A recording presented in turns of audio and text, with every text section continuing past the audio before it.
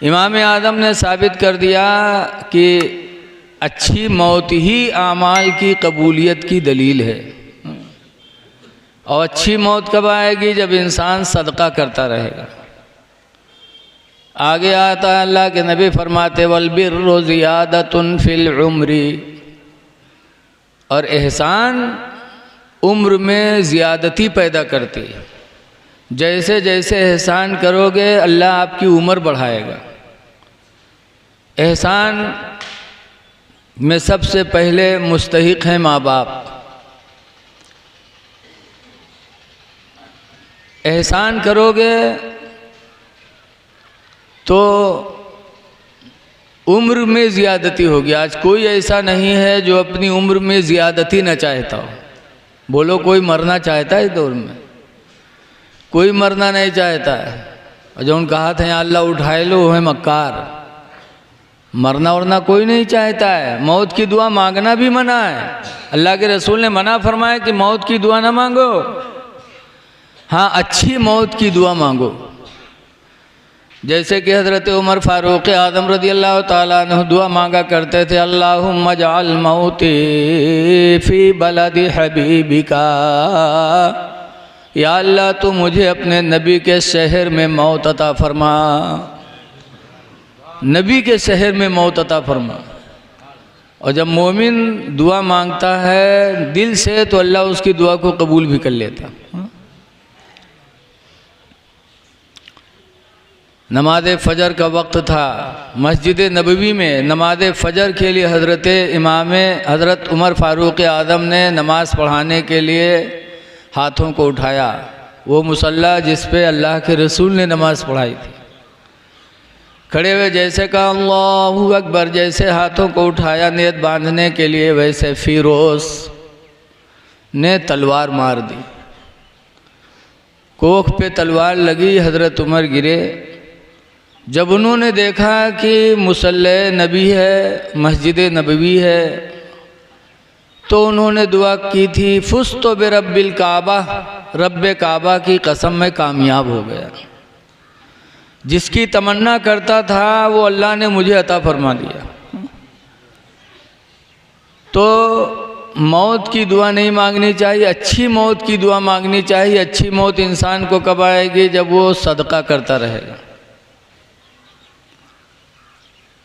एहसान करने से उम्र में ज़्यादती होती है। आज हमारे दिल सख्त हो गए। हम रहमतुल्लिल आलमीन के उम्मती हैं, लेकिन फिर भी हमारे दिल पत्थर हो चुके। ऐ लोगों, अल्लाह के रसूल सल्लल्लाहु अलैहि वसल्लम की एक हदीस है, आज हम पर रहम नहीं होता दूसरों का। आज हम बेरहमी के शिकार हैं। जो देखो हमको मिटाने के लिए सोच रहा है। क्यों नहीं रहम है? हुज़ूर ने फरमाया था ला यरहमुल्लाह, अल्लाह ताला रहम नहीं करेगा। पूछा गया किस पर? मल्ला यरहमुन्नास, सरकार ने फरमाया जो इंसानों पर रहम नहीं करेगा अल्लाह उस पर रहम नहीं करेगा। तो आज हम बेरहम हो चुके, इसलिए अल्लाह की रहमत भी हमसे उठ चुकी है। इसलिए लोगों रहम करो। आज भाई भाई में जुदाईगी। और गांव के लोग भी कुछ ऐसे होते हैं कि भाइयों को तोड़ देते।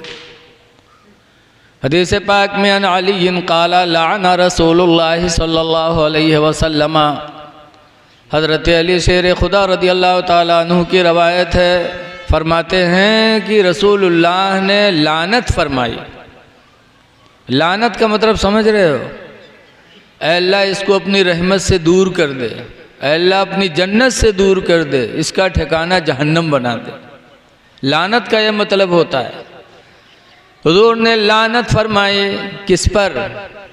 मन फर्रक़ बैन इख़वैहि, जिसने भाइयों के दरमियान में फूट पैदा किया, हुज़ूर ने उस पर लानत फरमाई है। भाइयों में फूट, कुछ लोग होते हैं जो भाइयों में दूरी पैदा करते हैं। आजकल ससुराल वाले भी दूरी बनवाते हैं, ऐसा ऐसा करेंगे कि भाई भाई में फूट हो जाए और हमारा दामाद अलग हो जाए और वो मालदार हो जाए। बोलो, हुजूर की लानत है उस इंसान पर जिसने भाइयों के दरमियान में फूट पैदा किया। हज़रत अली की रवायत भी है, अन अली काला, हज़रत अली से रवायत है, फरमाते हैं कि वाहबा रसूलुल्लाह सल्लल्लाहु अलैहि वसल्लम अली ग़ुलामैन अख़वैन, सरकार ने हमें 2 ग़ुलाम अता किए, हिबा किया सरकार ने अली को 2 ग़ुलाम। और 2 ग़ुलाम कैसे थे? अख़वैनी, दोनों सगे भाई थे। हज़रत अली फरमाते अल्लाह के रसूल ने जब हमें 2 सगे भाइयों को 2 सगे भाई ग़ुलामों को हिबा किया, फ़बिअतु अहदहुमा, तो उन दोनों में से एक ग़ुलाम को मैंने बेच दिया। सोचा एक ही खिदमत के लिए काफ़ी, 2 क्या करें रख करके। एक ग़ुलाम को हज़रत अली कहते मैंने बेच दिया। सरकार एक दिन हज़रत अली के घर आए तो एक ही ग़ुलाम को पाया, एक को नहीं पाया। तो पूछा अली दूसरा ग़ुलाम क्या हुआ? हज़रत अली कहते हैं कि अल्लाह के रसूल मैंने बेच दिया, एक ही खिदमत के लिए काफ़ी था।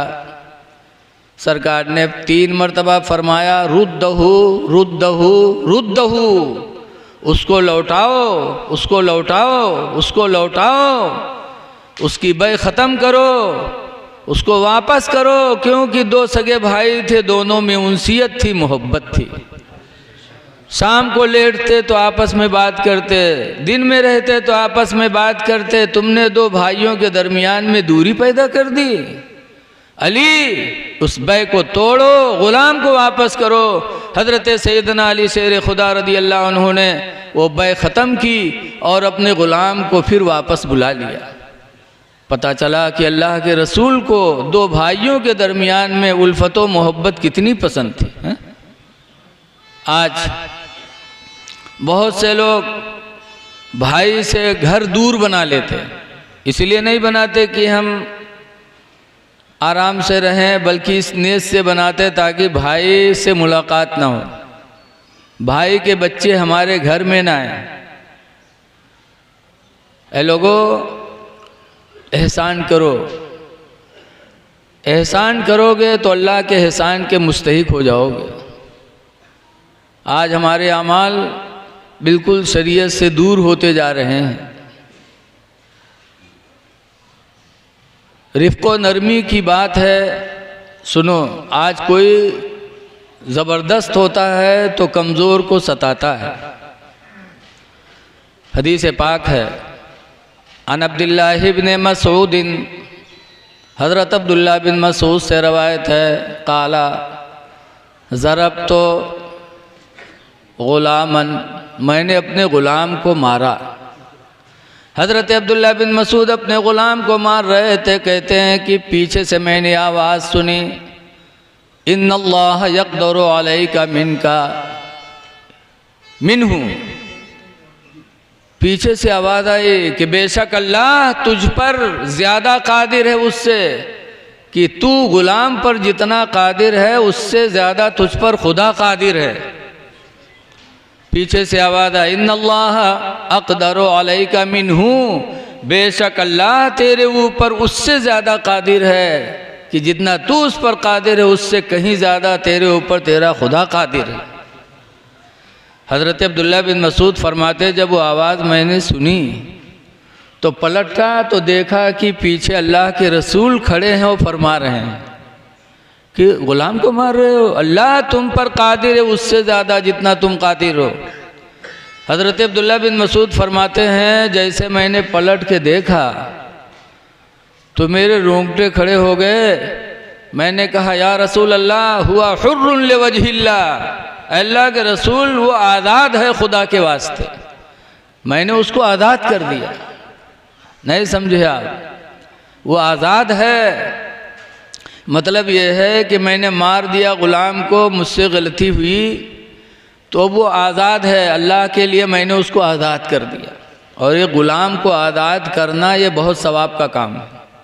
इसीलिए हदीस में है, कुरान में है कि अगर रोज़ा टूट जाए तोड़ दो तो कफ़ारा दो। तो कफ़ारा में पहले मिस्कीनों को खाना खिलाना नहीं है कि मिस्कीन को खाना खिला दो। पहले रोज़ा रखना नहीं है कि रोज़ा रख लो 60 रोज़े। सबसे पहले यही है कि ग़ुलाम, कसम के कफ़ारे में शायद, कि पहले ग़ुलाम आज़ाद करो। ग़ुलाम आज़ाद करने की सलाहियत ना हो तब मिस्कीनों को खाना खिलाओ, रोज़े रखो। पता चला कि रोज़ा से भी ज़्यादा पसंद, मिस्कीनों को खाना खिलाने से भी ज़्यादा पसंद अल्लाह के नज़दीक अगर है तो ग़ुलाम को आज़ाद करना है। इसलिए कि एक ग़ुलाम जब आज़ाद हो जाता है तो आज़ादी की ज़िंदगी कितनी अच्छी होती है। आज हम और आप किसी की नौकरी करते हैं, नौकरी में कितने घंटे की ड्यूटी रहती है? 5 घंटा, 6 घंटा, 8 घंटा। लेकिन जब कोई रिश्तेदार बुलाता है कहीं तो कहते क्या करें, नौकरी है, नौकरी की वजह से नहीं आ पाता। बोलो कहते कि नहीं कहते? 8 घंटे की नौकरी में आप नहीं जा पाते, बंधे रहते हैं। और जो ग़ुलाम 24 घंटा बंधा हो आका की खिदमत में, तो उसको कितनी तकलीफ़ होती होगी। हज़रत अब्दुल्ला बिन मसूद कहते हैं, हुर्रुन लिवजहिल्लाह, अल्लाह के रसूल वो आज़ाद है खुदा के वास्ते, मैंने आज से उसको आज़ाद ही कर दिया। सरकार ने हज़रत अब्दुल्ला बिन मसूद को दुआएं दी। पता चला कि एहसान करना ये बहुत बड़ी बात है। और किसी को मारो तो मारने से पहले सोच लो कि हम ताकतवर हैं या कमज़ोर है, लेकिन हमसे भी कोई ताकतवर मौजूद है, हमसे भी कोई ज़्यादा कुदरत वाला मौजूद है। किसी पर जुल्म ढाने से पहले सोच लो कि आज हम इस पर जुल्म ढा रहे हैं तो हमसे भी कोई कादिर है हमारे ऊपर। साहबे किराम की ज़िंदगी हमारे तुम्हारे लिए नमूने अमल है। ये अल्लाह वालों की सोहबत में क्यों बैठा जाता? अभी हज़रत अल्लामा अब्दुल वहीद साहब क़िबला ने बताया कि उलमा की सोहबत और मजलिसों में जाने से दिल रोशन होते हैं। यही वजह है। आज तारीख़ है हज़रत सैयदना इमाम जाफ़र सादिक़ की फ़ातिहा की। फ़ातिहा करते हैं, फ़ातिहा मुस्तहब चीज़ है, इसमें इख्तिलाफ़ नहीं करना चाहिए। लेकिन हज़रत इमाम जाफ़र सादिक़ की नियाज़ क्यों होती है? अल्लाह वाले दुनिया से बहुत से गए, लेकिन इमाम जाफ़र सादिक़ वो हैं कि हज़रत इमाम आज़म अबू हनीफ़ा रहमतुल्लाह अलैह इनकी खिदमत में 2 साल रहे। इमाम आज़म जैसे खिदमत किए हों इमाम जाफ़र सादिक़ की। हम आज मौलाना हो गए तो कोई बुज़ुर्ग को 1 गिलास पानी देते हुए शर्माते हैं, क्या हम मौलाना हो गए तो क्या पानी लेके जी? बोलो, इमाम आज़म इतने बड़े इमाम, और उनको गुस्सा भी नहीं आता था। आज अगर आला हज़रत फ़ाज़िल बरेलवी कोई कुछ कह दे तो हम लोग लड़ने मरने के लिए तैयार हो जाते। लेकिन इमाम आज़म की ज़िंदगी देखो, आला हज़रत से कई गुना दर्जे वाले हज़रत सैयदना उस्मान गनी रदी अल्लाह अन्हु। बोलो है कि नहीं है? सरकार के खलीफा हैं, सरकार के दामाद हैं। हज़रत उस्मान गनी रदी अल्लाह ताला अन्हु को इमाम आज़म अबू हनीफ़ा के दौर में एक मुसलमान ने हज़रत उस्मान गनी को यहूदी कह दिया कि उस्मान तो यहूदी था, यहूदी है उस्मान।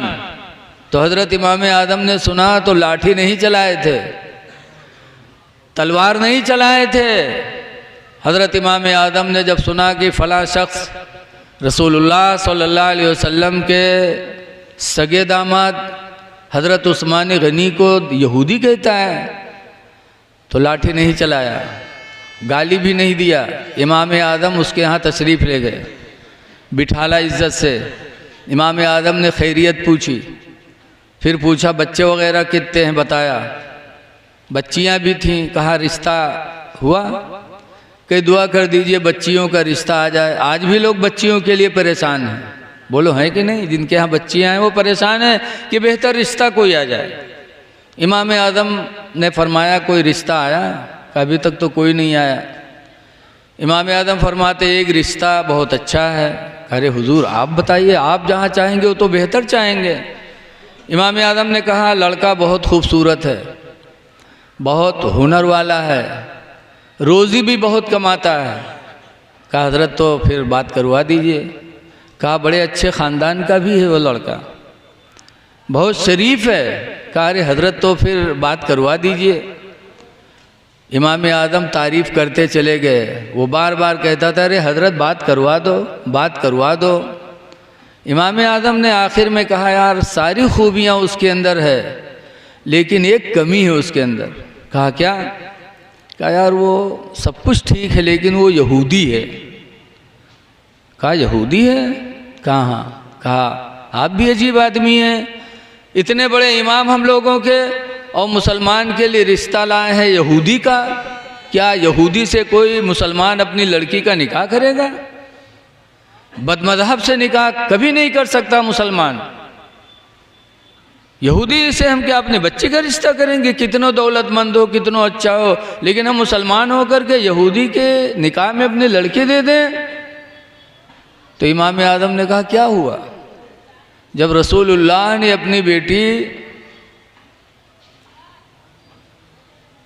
अपनी बेटी का निकाह उस्मान जैसे यहूदी से कर दिया तो तुमको करने में क्या हर्ज है? कहा सरकार ने अपनी बेटी का निकाह उस्मान से किया। कहा एक नहीं दो बेटियों का निकाह किया रसूलुल्लाह ने।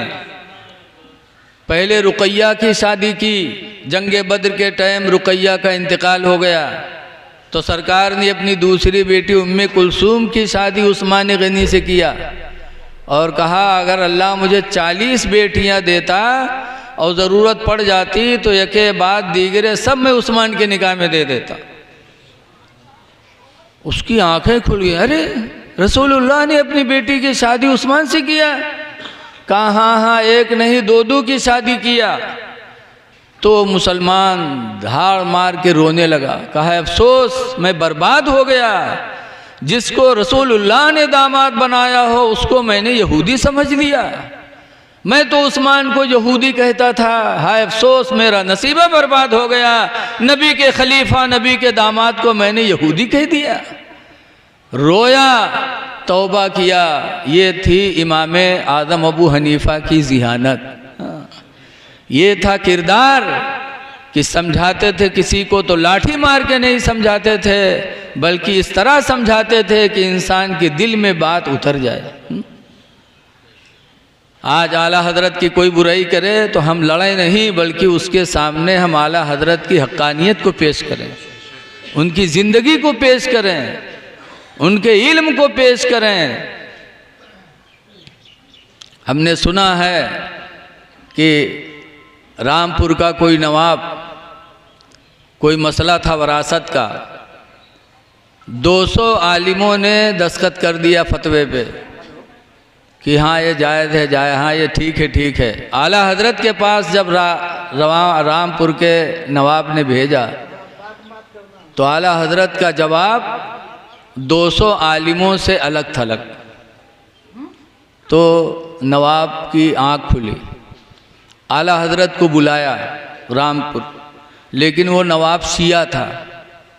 तो आला हज़रत ने कहा वो शिया है, मैं उसकी मुलाकात के लिए कैसे जा सकता?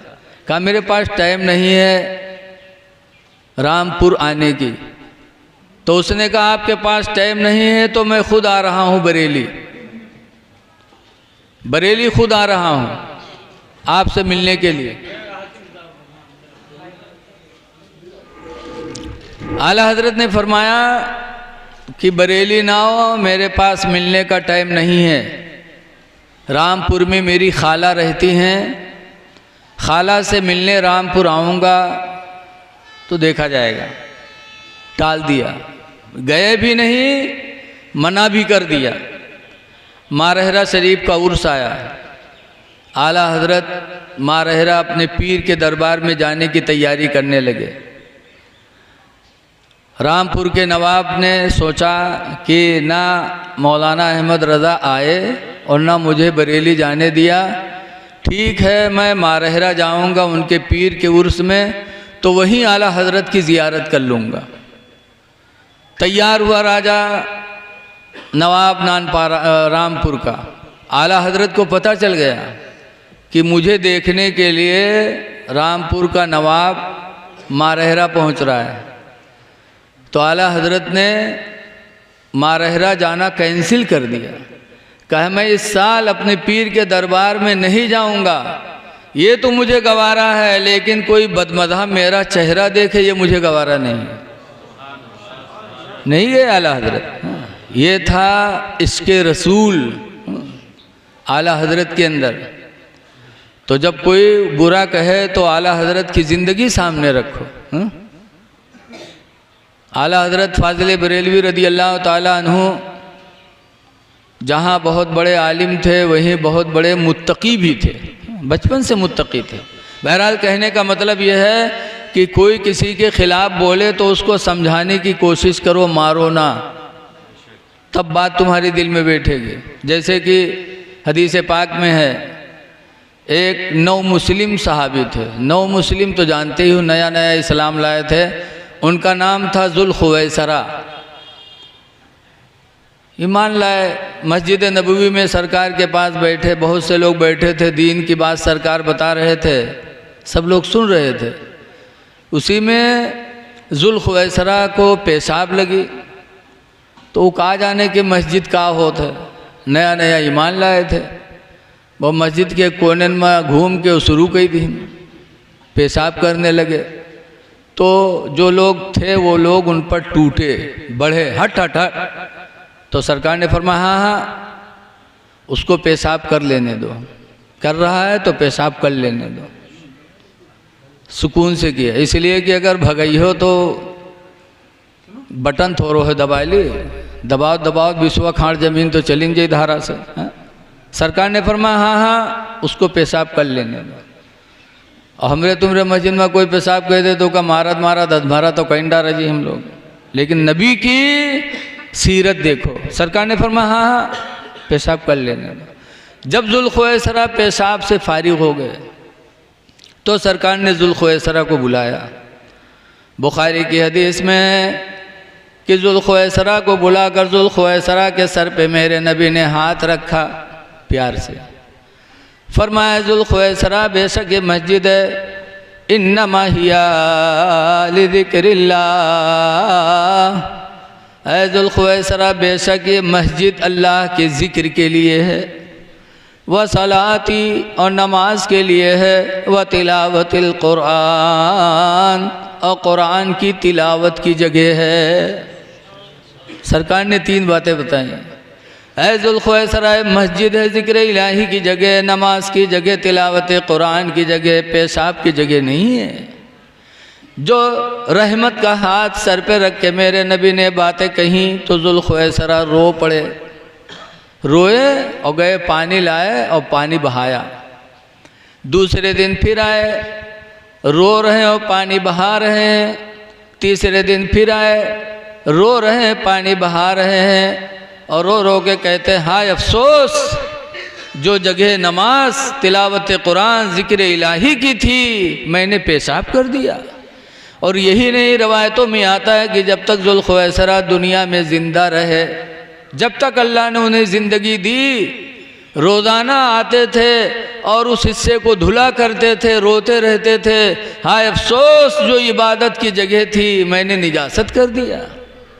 ये किस चीज़ का असर था? मोहब्बत की तालीम का असर था। हा? आज हम मार के डांट के लोगों को अच्छी बात बताते हैं। डांट कर न कहो, मार कर न कहो, प्यार से कहो तो इंशाअल्लाह ताला हमारी तुम्हारी बात दिलों में असर करेगी।